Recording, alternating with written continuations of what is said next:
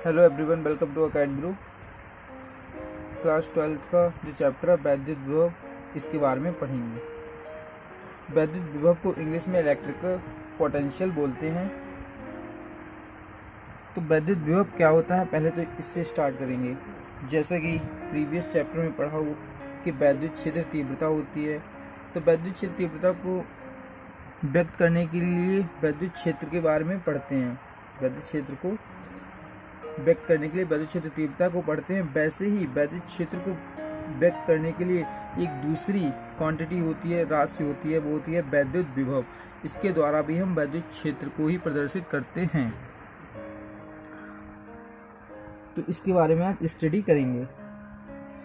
वैद्युत विभव किसे कहते हैं? तो वैद्युत क्षेत्र में किसी बिंदु पर वैद्युत विभव किसी धन परीक्षण आवेश को अनंत से उस बिंदु तक लाने में किए गए कार्य तथा धन परीक्षण आवेश के मान की निष्पत्ति के बराबर होता है। तो इसको अच्छे से समझेंगे कि वैद्युत क्षेत्र में अगर हम किसी भी पॉइंट पर वैद्युत विभव निकालते हैं तो किसी भी बिंदु पर अनंत से, मान लो एक पॉइंट है, इन्फिनिटी से उस पॉइंट पर एक धन परीक्षण आवेश, तो परीक्षण आवेश को मान लो Q0 से प्रदर्शित कर दें, तो उसको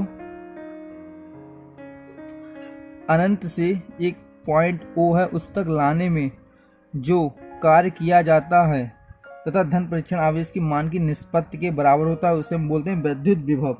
इसको इस तरीके से प्रदर्शित करते हैं, V से प्रदर्शित करते हैं, इक्वल टू Q0 को O अनंत से O बिंदु तक लाने में किया गया कार्य W अपॉन जो भी आवेश को हम लाते हैं अनंत से एक निश्चित बिंदु तक, उसे Q0। तो इस तरीके से परिभाषा के अनुसार वैद्युत विभव को व्यक्त करते हैं। V equal to W upon Q0। W क्या है? अनंत से लाया गया परीक्षण आवेश को कार्य तथा जिस परीक्षण आवेश को हम लाते हैं उसका जो अनुपात होता है उसे हम बोलते हैं वैद्युत विभव। अब वैद्युत विभव को V से प्रदर्शित करते हैं। वैद्युत विभव का मात्रक तथा विमा के बारे में बात करेंगे। मात्रक, और इससे भी इम्पोर्टेंट बात कि वैद्युत विभव एक कैसी राशि है, तो जो कार्य है वो एक अदिश राशि है और जो Q0 आवेश है वो भी एक अदिश राशि है। तो अदिश राशि का अनुपात अदिश राशि से, तो ये जो नई राशि प्राप्त होती है B, जिसे वैद्युत विभव बोलते हैं, वह भी एक अदिश राशि होगी। अतः वैद्युत विभव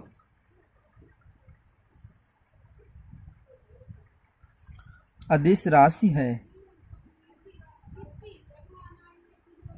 अदिश राशि है। सेकेंड चीज देखेंगे विमा को और मात्रक को। तो इसका जो मात्रक होगा वो हम इसी फॉर्मूले से निकाल सकते हैं, B equal to W upon Q0। तो W क्या है? कार्य। कार्य की जो विमा होती है वो होती है जूल, और Q0 जो कि आवेश है, तो आवेश की जो विमा होती है, मात्रक होता है, वो होता है कूलम। तो जूल पर कूलम, इसको ऐसे भी प्रदर्शित करते हैं, जूल के लिए J और कूलम के लिए C। तो इस तरीके से प्रदर्शित कर सकते हैं मात्रक को वैद्युत विभव के। जो नेक्स्ट चीज आती है उसको वो होती है विमा। तो विमा को किस तरीके से लिखते हैं? विमा को इंग्लिश में बोलते हैं डायमेंशन और मात्रक को इंग्लिश में बोलते हैं यूनिट। तो विमा भी क्या फॉर्मूले से ही निकालेंगे। जो फॉर्मूला दे रखा है आपको, V equal to W upon Q0। ये आपको दे रखा है कार्य और ये दे रखा है आवेश। तो जो कार्य की विमा होती है वो होती है ML2T-2, और जो Q0 जो कि आवेश दे रखा है, आवेश की विमा होती है AT। और ये विमा जो आपको W दे रखी है, इसकी लिखी है ML2T-2। इसे याद करने या फिर रटने की कोई ज़रूरत भी नहीं है, क्योंकि कार्य के लिए हम जानते हैं W बराबर F into D. F into D क्या होता है? कार्य इंटू विस्थापन, नहीं, बल इंटू विस्थापन। F आपका बल है, ये विस्थापन है। ये कार्य का फॉर्मूला होता है।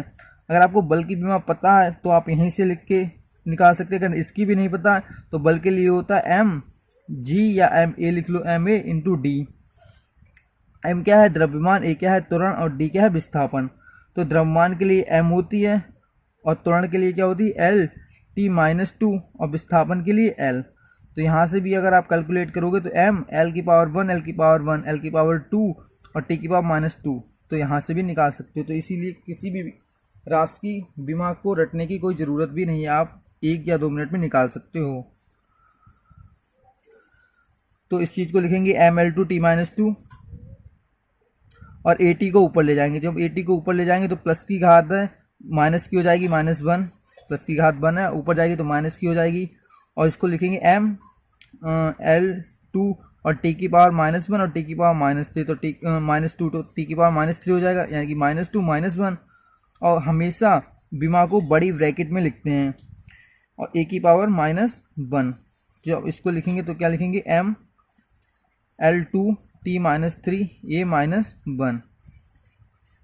तो इस तरीके से जो बीमा का वैद्युत विभव की बीमा आ जाती है वो आ जाती है M L two T minus three A minus one. और जो मात्रक होता है वो होता है जूल पर कूलॉम, और इस तरीके से परिभाषा के अनुसार इसको व्यक्त करते हैं। जो अगला कॉन्सेप्ट पढ़ेंगे वो पढ़ेंगे वैद्युत विभवांतर। तो वैद्युत विभवांतर को अच्छे से समझेंगे। वैद्युत विभवांतर क्या होता है कि एक बिंदु से दूसरे बिंदु तक किसी भी आवेश को ले जाने में किया गया कार्य जो होता है, और उस आवेश की निष्पत्ति यानी कि उसका जो अनुपात है उसको हम कहते हैं वैद्युत विभवांतर। इस चीज़ को बहुत अच्छे से समझेंगे। इस चीज़ को समझेंगे ऐसे कि कोई भी आवेश दे रखा है आपको प्लस क्यू किसी भी बिंदु पर, इससे कुछ दूरी पर एक परीक्षण आवेश रखा हुआ है जिसे क्यू नॉट बोल देंगे। इसको क्यू नॉट बोल देंगे। और यहाँ पे एक पॉइंट है बी और एक पॉइंट है ए। तो मानेंगे ये क्यू नॉट है, ये इसे हम बी से ए तक ले जाने में कितना कार्य करना पड़ेगा, इस चीज़ को देखेंगे। तो क्यू नॉट को बी से ए के बीच ले जाने में जो विभवांतर होगा, यानी कि क्यू नॉट को अगर बी पे लाएंगे तो कुछ विभवांतर होगा यानी कि विभव होगा, और क्यू नॉट को ए पर लाएंगे तो कुछ विभव होगा। तो बी से ए तक लाने में कुछ ना कुछ विभव होगा, तो उन विभव का अंतर होगा, उसे ही हम बोलते हैं विभवांतर। तो क्यू नॉट और बी जो प्लस धन परीक्षण आवेश है, और प्लस क्यू ये भी धनावेश है। तो धनावेश के कारण इस पे लगेगा प्रतिकर्षण बल, जो कि इसे दूर की तरफ लगेगा एफ। एक दूसरे को प्रतिकर्षित करेंगे क्योंकि समान साइन के हैं, चिन्ह के हैं, तो प्लस क्यू और ये भी प्लस क्यू नॉट, तो ये विपरीत प्रतिकर्षित करेंगे यानी कि विपरीत दिशा में इस पर एक बल लगेगा। तो इस पर एक बल लगेगा तो हमें अगर इसके विरुद्ध एक बल लगाना पड़ेगा, इसके विरुद्ध, जिससे कि क्यू बी से ए पर परीक्षण आवेश को ले जाया जा सके। एफ जो बल लग रहा है वो किसके कारण लग रहा है, कूलाम के नियम के अनुसार स्थिर वैद्युतिक बल। हमें क्यू नॉट को अगर बी वाले पॉइंट पे ले जाना है तो एक बाह्य बल लगाना पड़ेगा जिसे बी से ए तक ले जाना पड़ेगा। तो अगर हम यहाँ पे बी पर लाएंगे इस परीक्षण आवेश को तो कुछ विभवांतर होगा बी, यहाँ पे लाएंगे तो कुछ विभवांतर होगा बी, और इस वाले पॉइंट पे लाएंगे तो यहाँ पे होगा बी ए। हमें बी से ए तक लाना है, तो यहाँ बी से ए तक लाने में क्या होगा, change in potential. Change in potential का मतलब होता है परिवर्तित विद्युत विभव। तो क्या होगा, फाइनल माइनस इनिशियल। तो बी से ए तक लाना है तो बी क्या है, इनिशियल पॉइंट यानी प्रारंभिक बिंदु, और ए वाला क्या है, फाइनल यानी कि अंतिम बिंदु। तो अंतिम बिंदु माइनस प्रारंभिक बिंदु, तो ये हो जाएगा B A minus B B equal to W जो किया गया कार्य है बी से ए तक अपॉन जिस आवेश पर किया गया है क्यू नॉट। तो ये डेफिनेशन के अनुसार यानी कि परिभाषा के अनुसार इसकी क्या हो जाती है, इक्वेशन बन जाती है B A minus B B equal to W upon Q not. बिंदु बी से ए तक लाने में जो वैद्युत विभवांतर होगा यानी कि दोनों विभव में अंतर होगा वो इतना होगा B A minus B B W upon Q not. अच्छा, इस वाली इक्वेशन से हम क्या वैद्युत विभव वाली इक्वेशन पे भी पहुंच सकते हैं। कैसे देखेंगे, यदि जो बी बी पॉइंट है, यदि ये बी वाला पॉइंट है क्या हो, यदि बी अनंत पर हो, अगर b अनंत पर हो तो यहाँ पे क्या होगा, infinity B A minus B अनंत equal to W upon Q not. और जो अनंत पर वैद्युत विभव होता है वो क्या होता है, जीरो। अनंत पर जो वैद्युत विभव होता है वो जीरो होता है। तो यहाँ पे आ जाएगा equation V A equal to W upon Q not, जो कि पीछे वाले वैद्युत विभव में इस इक्वेशन को देखा, बी ए बराबर डब्ल्यू अपॉन क्यू नॉट। तो यहाँ से बोल सकते हैं कि किसी भी परीक्षण आवेश को अनंत से किसी बिंदु पर लाने में किया गया कार्य तथा उस परीक्षण आवेश की निष्पत्ति के बराबर होता है, वो क्या होता है, वैद्युत विभव। तो बी ए वाले पॉइंट पर अगर हम अनंत से वैद्युत विभव को लाएं तो इस तरीके से वैद्युत विभव को प्रदर्शित कर सकते हैं। और इस तरीके से कि किसी दो बिंदु पर एक बिंदु से दूसरे बिंदु तक ले जाने में जो विभव में अंतर होता है उसे हम बोलते हैं वैद्युत विभवांतर। गाइज आई होप आपको अच्छे से समझ में आ गया होगा। अगर आपको अच्छे से क्लैरिटी नहीं आई या कोई भी डाउट हो तो आप कमेंट सेक्शन में लिख सकते हो, आपको आपके डाउट का आंसर किया जाएगा कमेंट सेक्शन में ही। तो नेक्स्ट जो कॉन्सेप्ट है वो देखेंगे। नेक्स्ट कॉन्सेप्ट क्या है कि बिंदु आवेश के कारण किसी बिंदु पर वैद्युत विभव। आप थोड़ा बहुत ओवरलैप भी कर पा रहे होंगे वैद्युत क्षेत्र वाले कॉन्सेप्ट से। जब वैद्युत क्षेत्र वाला कॉन्सेप्ट पढ़ा था तो उसमें भी देखा था कि बिंदु आवेश के कारण वैद्युत क्षेत्र क्या होता है। वैसे इस वाले पॉइंट चैप्टर में देखेंगे कि बिंदु आवेश के कारण वैद्युत विभव क्या होगा। तो इसका जो रिजल्ट है वो कैसे निकालेंगे देखेंगे कि माना एक प्लस क्यू आवेश ओ बिंदु पर है, इससे ए दूरी पर हमें वैद्युत विभव बताना है क्या होगा। इस प्लस क्यू के कारण इस वाले बिंदु पर वैद्युत विभव क्या होता है वो हमें निकालना है। तो इसके लिए क्या करेंगे, ओ के सीध में यानी कि ओ से ए के सीध में एक बिंदु मानेंगे सी, जिस पर एक परीक्षण आवेश रखा हुआ है Q not plus Q not. मान लो इस पर एक परीक्षण आवेश जो रखा हुआ है वो क्यू नॉट है सी वाले बिंदु पर, जो कि ओ से एक्स दूरी पर है। ओ से एक्स दूरी पर एक बिंदु सी है जिस पर क्यू नॉट आवेश रखा हुआ है, और जिस बिंदु पर निकालना है ओ से आर दूरी पर वो बिंदु है ए, मतलब ए बिंदु पर वैद्युत विभव को निकालना है प्लस क्यू के कारण। तो इसके लिए क्या करेंगे, उसी सीध में एक बिंदु सी मानेंगे एक्स दूरी पर ओ से, जो ओ वाले बिंदु सी वाले बिंदु पर प्लस क्यू नॉट आवेश रखा हुआ है और ओ पर प्लस क्यू आवेश रखा हुआ है। तो ये भी प्लस है ये भी प्लस है, यानी समान साइन के हैं। तो इनके बीच जो बल लगेगा वो लगेगा प्रतिकर्षण बल। प्रतिकर्षण बल के कारण ये क्या है, दूर की तरफ जाएगा एफ, जो प्रतिकर्षण बल लग रहा है। इलेक्ट्रोस्टैटिक यानी स्थिर वैद्युत के लिए ई भी ले सकते हो। इलेक्ट्रोस्टैटिक इसका मतलब होता है स्थिर वैद्युत की बल, जो कि कूलॉम के नियम के अनुसार लग रहा है। हमें क्या करना है, सी वाले बिंदु से ए वाले बिंदु पर क्या करना है, वैद्युत विभव को, मतलब कि वैद्युत आवेश को ले जाना है। तभी तो हम ज्ञात कर पाएंगे कि वैद्युत विभव ए वाले पॉइंट पे कितना होगा। तो इसीलिए क्या करेंगे, प्लस क्यू नॉट आवेश को सी से ए की दिशा में कुछ विस्थापित करके देखेंगे। कुछ विस्थापित करेंगे, मान लो डी एक्स विस्थापित करने पर ये वाला बिंदु मान लेंगे, बी बिंदु मान लेंगे कि बिंदु बी बिंदु पर आ जाता है। सी से विस्थापित करते हैं और बी वाले बिंदु पर आ जाता है। छोटा सा विस्थापन करके देखेंगे। तो अब यहाँ पर देखेंगे प्लस क्यू के कारण परीक्षण आवेश पर लगने वाला बल, प्लस क्यू के कारण परीक्षण आवेश, इसे टेस्ट चार्ज भी बोलते हैं, परीक्षण आवेश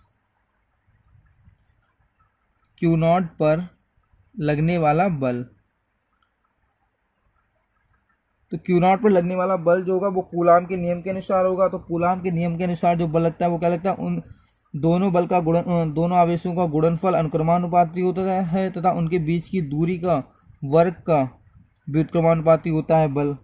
तो इसके हिसाब से जो इक्वेशन आती थी F इक्वल टू के, उन दोनों का आवेश तो Q और Q नॉट हो, तो K Q नॉट तथा आवेशों के बीच की दूरी क्या है x, तो x स्क्वायर। इस तरीके से समीकरण 1 बना सकते हैं, जो कि इलेक्ट्रोस्टैटिक फोर्स E लिख सकते हैं Fe, जो इनके बीच में जो बल लग रहा है। फिर क्या किया, एक छोटा सा विस्थापन किया Q नॉट का, अब किसके विपरीत किया, Fe के विरुद्ध।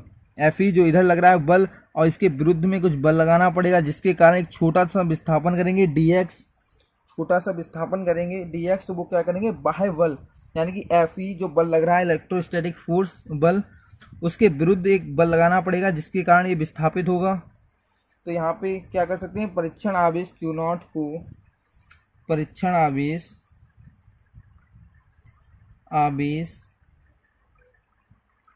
क्यू नॉट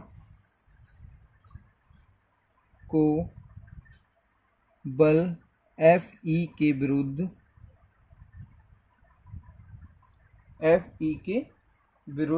बिंदु सी से बी तक ले जाने में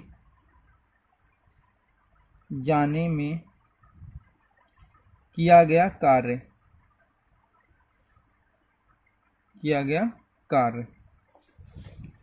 इनके बीच जो किया गया कार्य है वो निकालेंगे।